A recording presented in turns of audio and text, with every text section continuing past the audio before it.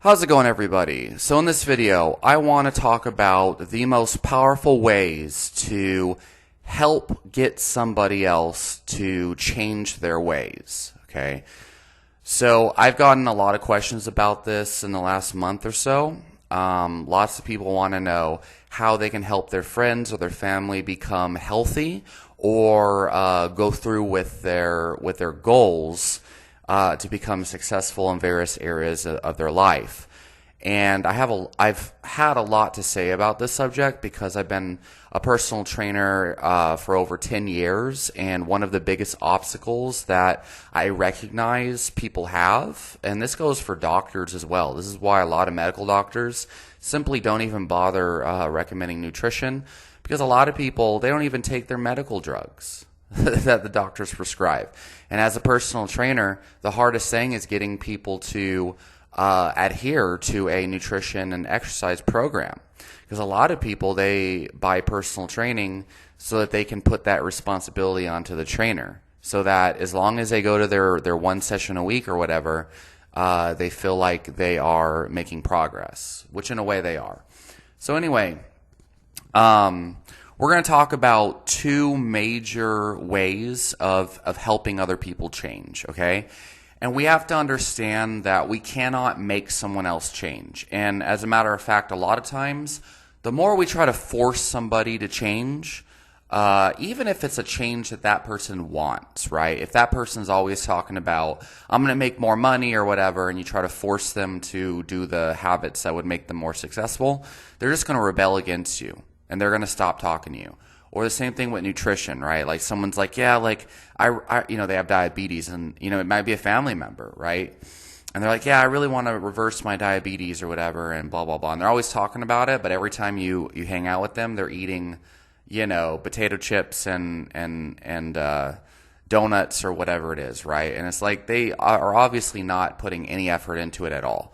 But the common thing with a lot of people is they'll talk and talk and talk about what they want to do, but never actually like put any effort into changing. And for me, I prefer, outside of my clients that are paying me, like they're paying me to help them, I have realized that it is a lot better for my mental health and my own success as well to just stay away from people who are like that, okay? Because they have some serious psychological problems oftentimes that need to be addressed, and generally you see these problems in every area of their life. However, that's not always the case, and change can be challenging for people overall in general, and you have to emphasize empathy with people in order to, number one, not get so angry, and number two, realize that everyone is dealing with a lot of life stress and a lot of problems that you may not be aware of.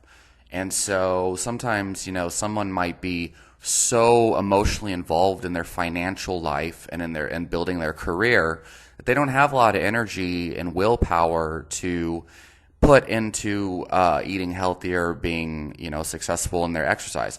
It's not an excuse, because I've had a lot of clients that work full-time nursing jobs, for example, and they're working 18-hour shifts, and then they're going to school part-time or something like that to pursue like a doctoral degree or something, and then they also have like children to take care of, and they're a single parent or something, right? It's like that's like the hardest of the hard, and then a lot of those people will still stay dedicated to nutrition and exercise. But you have to meet people where they're at and understand. You have to kind of look at it as if everyone is on a different kind of frequency, so to speak.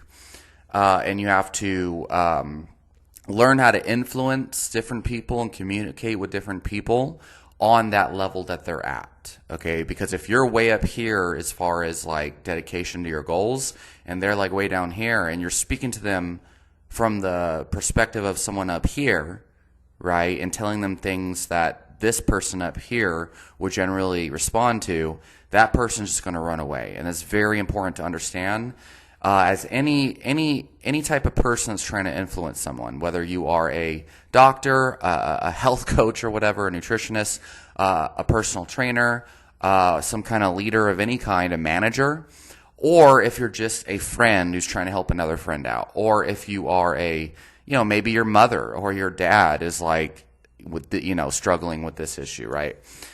You have to understand, you got to meet them where they're at and learn the different ways of trying to influence these people, right? So with that being said, there's two major ways, okay? So the first one is through inspiration and influence, okay? So there's a lot of like high-level influencers that their information really sucks and it's not effective. However, people still, like, they have millions of subscribers on YouTube. Like, for exercise, there's that guy Athlean X, who his information really sucks, honestly. Most people who are following my channel might not even know that, because I don't even talk about training, even exercise, on this channel. So a lot of people don't know my perspectives on it, which is crazy considering that's my actual profession. But yeah, people like Athlean X kind of sucks. There's like Squat University. He freaking sucks. Not as a person, but his information sucks. But they're major mega level influencers because they recognize, because they have certain level of credentials that they've used to leverage to where it's an appeal to authority now. So that's one thing. That's a more complicated thing to get into. But another one is Liver King. Most people on my channel that follow me for nutrition advice probably know who Liver King is. And his advice is actually, well, his main principles are actually not bad. They're actually good for the most part. I don't like how he uses appeal to nature fallacies in order to get his information across and legitimize it. But basically, this guy, he actually has abdominal implants, okay? But he looks really, really jacked, even if he's on steroids or whatever. He has like a mega major beard. And like he just tries really, like he uses this alpha male hunter gatherer type gimmick, the most extreme of the extreme on that side, to persuade people into following him. And it's an interesting thing because a lot of, especially men, like, I don't want to get too deep into this, but like a lot of men, like, they're highly persuaded by this like alpha male silverback gorilla type energy or influence. We're like, yeah, if I eat freaking raw liver and bull testicles and I follow all this shit that Liver King talks about, then I can be alpha too, And it's like a lot of people know, like, rationally that, Liver King's on steroids, and no matter how many bull testicles you eat, you're not going to look like him. But the key, but most people don't care, because Liver King kind of caters to this fantasy that people have, where they're like they want to be like him, and that's why they follow him. And so a lot of times it's not so much the person's information being correct or accurate, because most people don't, honestly, as much as I hate to admit this, this kind of bothers me, but most people do not have the actual capability or the prerequisite understanding of the topic to be able to verify how accurate someone's information is. Like, a lot of people who follow Liver King, they don't understand how the food that he eats is going to impact their body per se, to a certain degree, or why appeal to nature fallacies shouldn't be used to persuade your belief. Or someone like Dr. Berg. Dr. Berg is not like Liver King. He's more like the opposite. He's like a beta cuck. No offense, Dr. Berg. I love Dr. Berg. Well, I don't like Dr. Berg. That was whatever. But he's not like the alpha male motherfucker that like Liver King tries to be. So anyway, Dr. Berg, he, for a long time, didn't even talk about him being a chiropractor. He just kind of used his like label as doctor to kind of make people think that he's like a doctor. Doctor, give me the news. I gotta. No. Anyway, freaking Dr. Berg tried to leverage his like the title of doctor, as well as his like his attire, like the way he dressed, okay? And then he also used a chalkboard or whatever, a whiteboard. And all of that is to leverage this image of professionalism to kind of persuade you to think that he is a higher degree of authority than he really is, okay? And that's the same thing that Athlean X, well, not to say Athlean X didn't have a certain level of authority. He was like the head strength and conditioning coach of, was it the Mets or whatever? Professional baseball team. And he also trains a lot of professional WWE superstars. Well, the problem is most people that are watching his videos don't understand why taking an elite athlete and then like claiming their athletic ability, like taking credit for it, is actually not indicative of your information working. Because you're taking an athlete that's already athletic, that's already elite level, and you're putting them through a training program. Anyone who has the elite level genetics to become elite at a sport, first of all, is going to respond more positively to even the junkiest programs. So Athlean X can get away with it that way. The second thing is you take an elite level athlete, they're already an elite level athlete, and then you just like you become their coach and you take credit for the athletic ability after they've already developed into the top of the top. That has nothing to do with, how credible Athlean X or whatever strength coaches methods actually are. It's the people that take athletes that are at the bottom who haven't actually even like developed yet, and then those athletes become beasts over time under your tutelage. That is actually more expressive of your methods. So anyway, but he uses WWE superstars, Athlean X does, and he uses like his experience with different professional athletes. And he's always talking about how he was a trainer of professional athletes, and also that he's like a physiotherapist. He's only got a master's degree. He's not at PhD level. Not that it matters. But yet his program sucks, and now he has like millions of subscribers that only makes him look even more credible. And then it turns out later on, people find out that he actually used fake weight plates for his bench press videos, for his deadlift videos, and he claimed to deadlift like 500 pounds. But the video that he did it of, he used fake plates and it was verified. And he claimed to bench 315 when he was actually using fake plates on that too. And there's a wide variety of other things. For example, he doesn't know how to use a Valsalva maneuver, and he specifically told people to breathe the wrong way during a squat. So anyway, these are just examples of people that use certain gimmicks, right? Like Athlean X, he's trained professional athletes and all this shit to influence people. And people want to be elite level athletes, so they follow other people who have those credentials. Or like Liver King, he's this alpha silverback gorilla, and his information is actually good. Not that it's good to a certain degree, but there's a lot of people out there. So that have bad information that use Liver King's kind of thing, right? So let's look at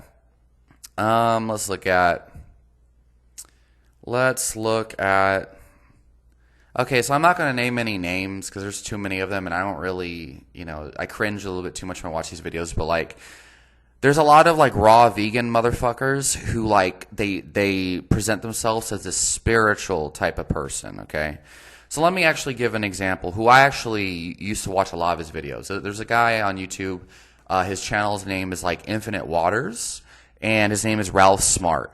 And I've always loved this guy's videos. He was one of the very first people who I used to watch to understand the law of attraction and universal principles and shit like that.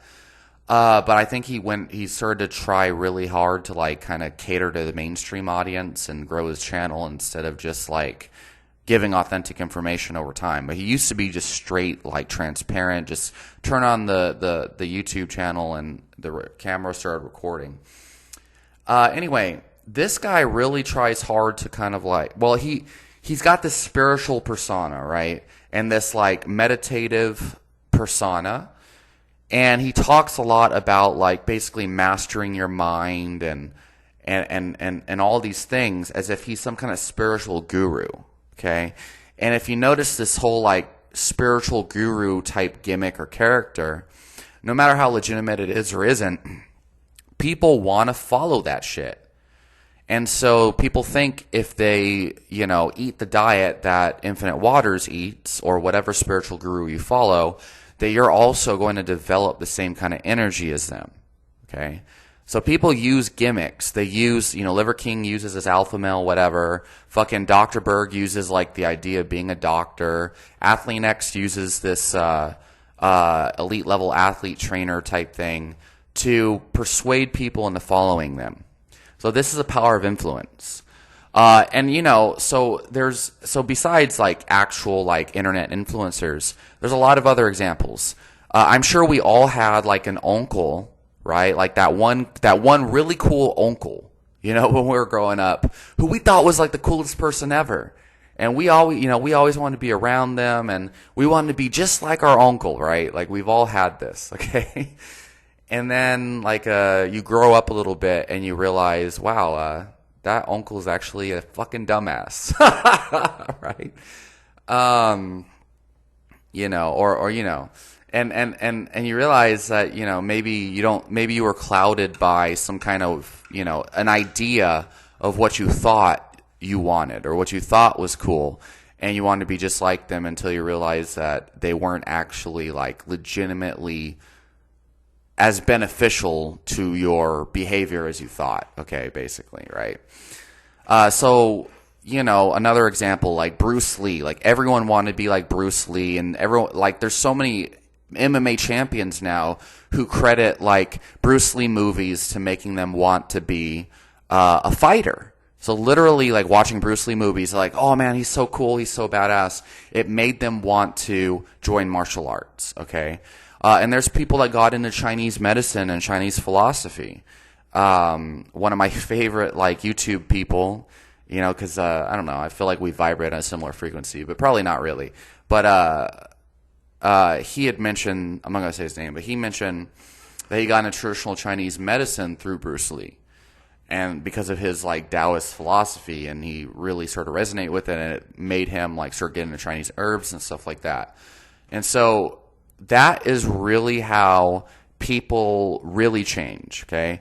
So if so it's a matter of influence. So, people see something and they think, oh man, that's like really cool, or like, they get infatuated with the idea of something. Like, what's another one? So like rap, like culture, right? So like, hip hop culture, for example. When I was younger, I was around a crowd of people who were always freestyle rapping during lunch, and it made me start freestyle rapping, and they called me Wolf Gangsta. They call me Wolf Gangsta. They ain't no joke. When I start spitting those lyrics, I definitely don't choke, and I constantly keep spitting like Niagara Falls. And if you want to, never mind. You know who to call? Wolf Gangsta. Like that was my little thing when I was like in middle school, into high school. I was, around a lot of people who freestyle rapped, and they all listened to hip hop and shit. And well, I actually I didn't grow up on hip hop, but I used to love hip hop. Well, anyway, so you started dressing similarly. You see like, Boys in the Hood, NWA and whatnot. And you start dressing like them because you think that they're really cool. You like their music. You like their music videos. It's something that you're captivated by. You're heavily influenced by. You think it's really awesome, right? And so you start to pick up little bits and traits, and this is like super common, right? And in reality, that's a lot of how human beings develop their self-image, right? Everyone thinks, oh, I'm authentic, or I'm trying to be my true self. But in reality, we're all like sponges, and we like pick up little influences from our environment. And some things influence us more heavily than others, okay? That's why I make so many videos on why trying to be authentic is like kind of a fallacy. It's not real. But anyway. Yeah. So, as a personal trainer, I've found, so a lot of my clients, like, they see me having a certain body type, for example. Why do you think so many people on YouTube that don't compete in a sport or bodybuilding or anything, why do they, they take steroids and they try to get really, really big muscles and stuff for their YouTube channel?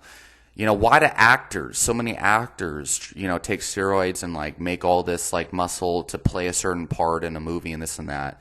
Like people they have these heroes. They want to be like Rocky Balboa or whatever from the movie Rocky or whatever. They want to be like, they have these heroes, they have these superheroes, whatever, and they want to be like them, That is how you get people to change, right? So that's one big way is like influence, okay? And I'll talk more about how that looks like with different goals, like, trying to be healthy, how to leverage that. I mean, well, I'll just talk about it real quick, like how to leverage influence to make someone want to be healthy. Okay, stop trying to force your friend or your mom or whoever it is, your clients, to follow your nutrition program or to take action in this and that, okay? It's like a little bit of, nagging here and there is probably a good thing. Hold them accountable. But you have to leverage more your influence. And so you do that by so follow the principles that you want them to follow, right? So let's say I want, my thing is meat, fruit, tonic herbs, lift weights, right? Do jujitsu. That's like my thing, right? I know that it makes people feel like freaking amazing, like 5 times better than they felt, doing a regular whole food healthy diet or whatever it is, right? And running, right? Freaking dumb. Right? And staying away from weights because you're going to get injured. So what I do, or what I would do, what I plan to do once I hit my lifting goals, constantly post pictures of your food, right? Meat, fruit, tonic herbs, right? Be like, yeah, this is a superhuman diet or whatever, right? With organs and shit, right? My 3rd freaking pound of meat today or something, You just show people what you're doing and then have a caption on how it makes you feel. If it makes you feel superhuman, put that shit. If it makes you feel refreshed, say, yeah, getting my daily refreshment, right? And post a picture of your food. And then on top of that, post all of the things that you do during the day that reinforce the ideas you want those people to be influenced by. So, for example, if, you're like, yeah, this is a diet that fuels top athletic performance, post videos of you dominating jiu-jitsu tournaments, post pictures of you training hard, post pictures of you deadlifting 500 pounds. The big thing you have to understand is, like, number one, you have to actually be living the results of what you want, because that's what people are going to be influenced by. People don't look at Liver King, and Liver King's some skinny twerp who, like, yeah, primals, like, eat freaking liver, yay. Like, no. People see, he's actually jacked and has fake abs and all this other shit, and people want to be that. So they eat all the, and people, it's funny, I'll tell them, like, yeah, he admitted to having fake abs. And like, no, but I think he was just kidding. Like, people are legitimately, they want to believe that Liver King is some alpha, natural, natty bodybuilder dude who, if you just follow his shit, you can look like him. And it's funny, people might know he's on steroids, but they still, like, want to believe that it doesn't matter. And it's just crazy to me. But that's the reality you got to work with. So that's how you influence people. So if someone's out there and they're fat, right, and you see that they don't really perform well in the jiu-jitsu mats or whatever, or they're not really lifting much weights, or especially if they're fat and they're not really strong and they tell you they're on steroids or something, they're like, yeah, I'm gonna try this testosterone cycle, bro. You should try it too. Some nonsense, and they're weak, And then they take roids and they might add like 50 pounds to their lifts, but they're still kind of weak and always getting injured. Like, are you really going to care what that person says? like I don't know if I want to like follow your advice or care what about what you think works and this and that. But the thing is, they're convinced and they're enthusiastic, and enthusiasm also kind of persuades people. Okay. People who put on this act as if they know what they're talking about or that they're legit, oftentimes are very persuasive. So a lot of times people will be convinced just because someone sounds like they should be convincing. All right, so let's talk about the second way to influence people, okay? The second major way to influence people, second major key to influence is emotion. Okay, so a lot of people, they will have this. They'll say they want to change. They'll say they want to be a better father, a better boyfriend. They'll say that they want to, eat healthier and this and that. But they don't take any action until something catastrophic in their life happens that forces them to make that choice. Okay, so for example, someone might be like, "Oh yeah, I'll be a better father, I swear," and then they're still like the same like abusive dad that they always were or something. And then the mom like says, "I'm going to divorce you. You're an abusive, crazy person, and I'm taking the child away." Then the dad's like, "Oh my, no, I swear I'll change." And then, either they conquer their demons and they actually make these changes and they develop a better life, they actually embark on the same journey of self-improvement that they've been talking about doing for a long time. And then they become a better person and then they actually become a better dad. Or they still keep, being a slave to their habits and never actually transform and transcend beyond their problems. Or let's say you always take your girlfriend for granted or something, right? And you never show her appreciation or love or anything like that. And you just act like she's not important or whatever, right? And then eventually she gets tired of it, after a number of years and she breaks up with you. Or she's like, what leaves you, right? And then all of the memories of that of her being a good person starts to flood your mind. You start crying, and it hurts you deeply. That pain of loss, oftentimes, motivates people to start taking action and actually become a better person. Now, unfortunately, the vast majority of human beings do not learn from their mistakes. Unfortunately, this is something I've noticed. And for me, if I have a problem, I automatically try to solve it. Oftentimes, the first time I make a major issue is usually the last time, because my mind starts to consume my mind to the point where it hurts me devastatingly for a while, and then I reflect on it, and eventually it just doesn't happen again because those pain stung so bad, right? You'll see this also with mixed martial arts athletes and athletes in general where, they're doing really good for a while, they're on top of the world, then they suffer their first loss.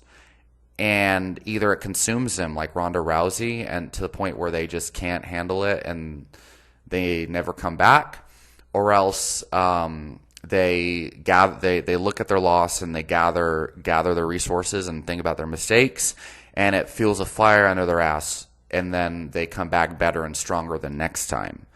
Anyway, so as far as nutrition and stuff is concerned, a lot of times this looks like somebody who has clear symptoms of diabetes and they're constantly passing out and having seizures.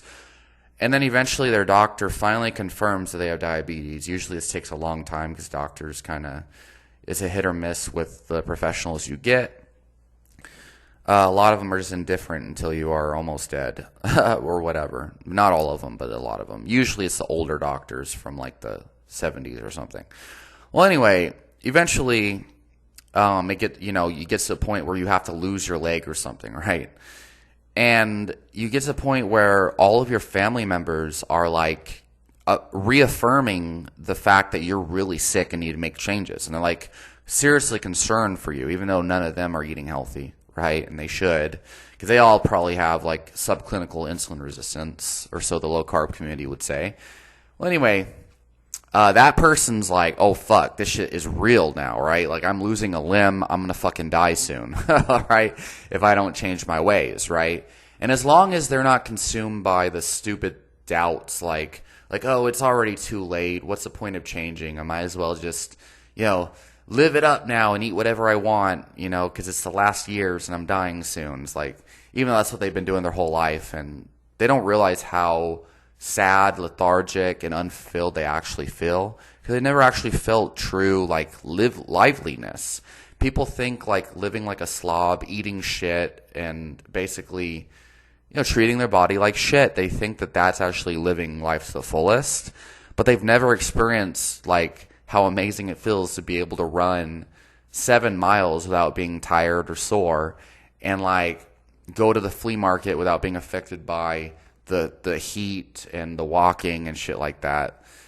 People think, nah, just slugging down pina coladas and bonbons and funnel cakes and whatever I want to eat, and then having a bad stomach ache and feeling nauseous and constantly suffering. That's the life to live. Getting shit-faced drunk, or, whatever, smoking cigarettes all day, to scratch that itch, because I always have the urge to smoke cigarettes. They think that the cigarettes are actually giving them high.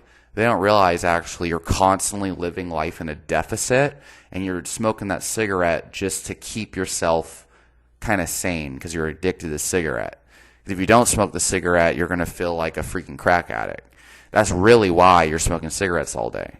But people don't recognize that, because they never live life free. Like, they're not free at all. They're a slave to the junk food, a slave to the sugar, a slave to the cigarettes. Anyway, you can tell them that, but they won't listen. They'll run away from you. They'll get angered. They'll get emotional. They're not in control of their life, and their emotions will reflect that. You need to be very careful. They're very fragile in this way. Anyway, if someone gets lung cancer, a lot of times people get so disgusted by the habit, right? Like maybe someone who smokes, their family member gets lung cancer, right? Like their mom gets lung cancer from smoking, and then they see the effects that has on that person, and then they need something to blame or something to get angry at, so they get angry at the cigarettes or the cigarette industry, and rightfully so, and the people that allow cigarettes to be legal, I guess. And then they are so disgusted by the cigarettes that caused their mom's death that emotion stops them from smoking, right? So, and another example would be like pornography. Like a lot of men struggle with, or just not men actually, just humans, men and women, they're addicted to porn. And this does happen in females a lot more than most people admit or want to admit. And it's a highly addictive substance, and so people will go for years trying really hard to stop watching porn, and they can't conquer it. Well, so something that I noticed is like, so let's say when I was younger, I got cheated on. I got cheated on pretty badly. This is the first time that I I fell in love with a girl and then she cheated on me. And that was the last time too, by the way. And I was like 18 years old, something like that. And when that happened, I had stopped watching porn for like a whole year because I was just disgusted with it. And that emotional pain can do that. And the same thing goes for, I don't want to talk about that, but like I kind of hurt myself in a relationship, at one point, and that also kind of stopped me from watching porn. So emotions, like the pain of loss, the pain of the fear of what's going to happen if I keep living this way. There's a whole bunch of different types of emotions that you can use to leverage.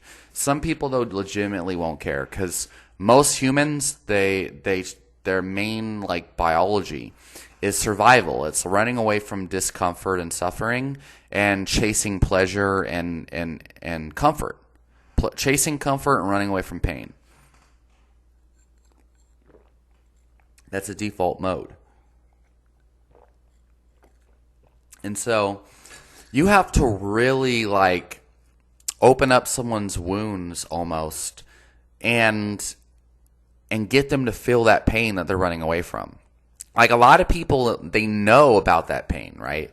So let's say you have like a family, right? Like a mother, right? Like I've had these clients who they have type 2 diabetes, and they come to me as a trainer and they say, hey, like, I really need, someone to hold me accountable, and because my doctor said I have type 2 diabetes, and if I don't change, I may not be able to see my kids grow up, right? And this is an example. This is not an exact, situation. But I've had a lot of experiences like this that are somewhat similar, right? And anyway, that's what they put down on the little question sheet. Why are you seeking training? Well, it's to hold me accountable because my doctor said I really desperately need to make a change, right? And so they come to me knowing, like, hey, and they'll tell me, yeah, I have my kids and I want to set a good example for my kids and this and that. And so, the thing is, for me at least, I really, really care. It hurts sometimes. I care so much about getting other people to be healthy, helping other people reach their highest version, because I have been that person who was on the other side, who was, suffered from a severe mental illness or whatever, and doctors were telling me I'd never live a normal life, and I was always going to be in and out of mental hospitals or whatever it is, right? And I proved them all wrong. I did the exact thing that the vast majority of the population says is impossible, right? And I see everybody now when they come to me with an issue as like, hey, you can do the same thing I did. Because usually their problems are not nearly as bad as mine were. I believe in them more than they believe in themselves. And so it hurts me really bad to see that other people either don't care or they are just not putting in the effort, right? But anyway, so it comes from care. Like, I really want them to be healthier and to achieve their goals. And so sometimes you have to have that, you have to show that person what's going on inside of themselves, right? Because that pain exists. You just have to show it to them. You have to get them to allow themselves to feel that pain, right? And so anyway, someone who's like, yeah, like, my doctor says that I might not, I might not live very long, or I might have to be put on certain medications or get my leg removed or whatever it might be, right? And meanwhile, they have a family that I take care of and all this, and they are missing work now because they're on unemployment because they're so sick or whatever. And you have to be like, look, you have to be like, you have to get them to understand, like, hey, if you keep going the way that you're going right now, all of that stuff that your doctor says is going to happen to you is going to happen. You know what I mean? But the good thing is, simple choices every day. Don't get me wrong, it's going to be hard at first. Not going to feel natural. You're going to have to put effort in this. But just making that choice that when you go to Whataburger, you choose to remove the bun, stay away from the fries, and get a diet soda instead of a full sugar soda. And you can double up on the meat, get as much cheese as you want, get the lettuce and tomato. You know what I mean? But eat as much meat as you want, basically, But just remove the bun, remove the fries, and choose diet soda. That's all you got to do if you go to Whataburger, right? The thing is, that may not be ideal, eating Whataburger in general or diet soda. Maybe that's not like the best, so to speak. But if they do that, they will reverse the diabetes, and they will prevent making that simple choice every day. Simple choices like that, which are pretty easy if you really just think about it without the emotional attachment. It's like, God forbid you don't eat the bun and the fries. Really, right? What is the whole, but anyway, for that person, it's a huge decision. It's like, I got to get the fries, fuck, right? They feel like they've lost their whatever. So anyway, making those small choices, you can prevent that definite consequence of diabetes. You can legitimately change the course of the future just making these small choices, right? If they drink Monster energy drinks all the time, just drink the diet instead. And you're already going to change a large percentage of the causal inference that creates diabetes in the first place. If you just show up to training once a week and try to go outside a couple times a week when you can. Take the stairs instead of the elevator, whatever. Eventually, you'll build your fitness, and you will regulate your blood sugar, right? Just, every chance you get, remove the added fats or remove the added carbs, right? Choose blueberries instead of rice, Choose brown rice instead of white rice if necessary, Or just eat meat or whatever, right? The point is, though, making them see that if they continue to do their bad habits, it's going to hurt a lot worse. And making them feel the pain, okay? Those emotions. Use those emotions to make them see, to make them feel that their negative habits, that their lack of effort towards the good habits, towards the good goals, okay, towards actually going through with the things they say. The pain of staying the same hurts way worse than the pleasure or at least the comfort of making those small choices. You got to make those small choices look pleasurable, right? And that's why I like the first option. Like, yeah, man, like I'm superhuman. I'm out here just like freaking beasting at life, eating my damn meat and fruit and fucking tonic herbs and training jiu-jitsu or whatever, right? Yeah, I'm beasting, right? You got to get people to see that the diet is helping me do that, right? And that makes the diet look pleasurable all of a sudden. They're like, oh shit, that looks badass. I want to be like that. Now that's pleasurable. And then also, hey, if you do this, you'll also reverse your diabetes, right? You'll also lose weight effortlessly just doing the shit that I do. Even though it might, for them, they're not as in shape as I am, but whatever, you get the point. And so they're inspired, and they understand, well, fuck, if I don't do that, right? If I just continue being, eating, whatever, like a simple change, right? Just remove the pasta or use cauliflower rice instead of regular rice, whatever. It's like that. Is that really a huge... You're really losing out, right, if you do that. Like, no, not really. You're not losing anything except for your disease, and then make them see that the pain of staying the same, that they're going to end up with diabetes or whatever it might be, right? So you need, whatever it is, whatever the goal is, you need to use this dynamic of pleasure versus pain. So actually, this is actually a concept that's talked about in Tony Robbins' book, Awakening the Giant Within. But I've known about this for a very long time. It's just very basic stuff.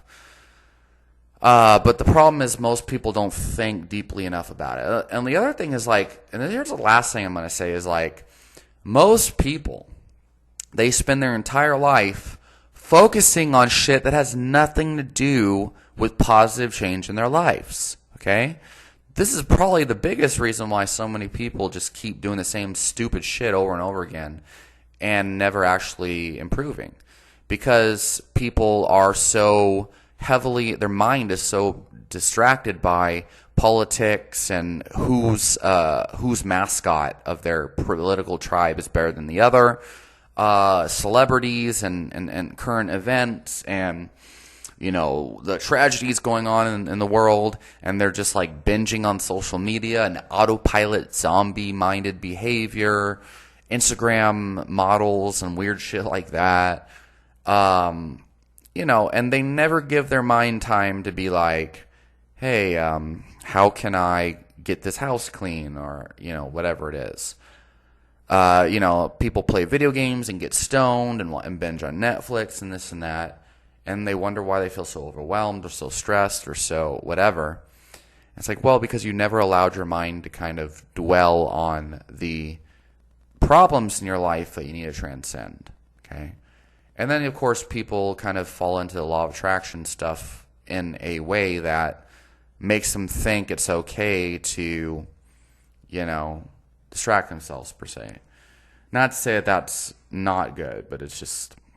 You have to be honest with yourself about, is this actually working or not? So a lot of people are not honest about their lives because they never give themselves time to reflect.